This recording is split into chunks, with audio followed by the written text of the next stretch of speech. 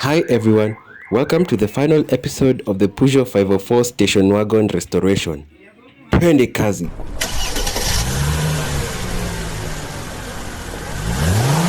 The gearbox and engine are mounted and the vehicle is prepared for the final paint coat.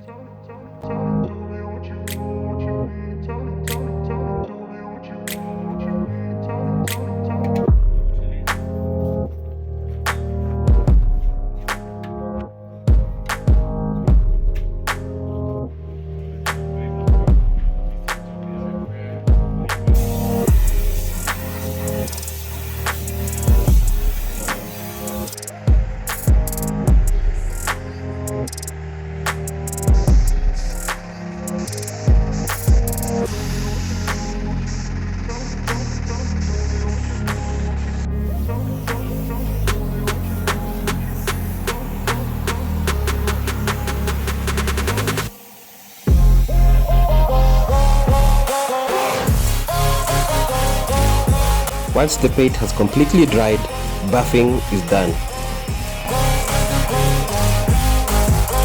Thanks for watching. See you on the next project.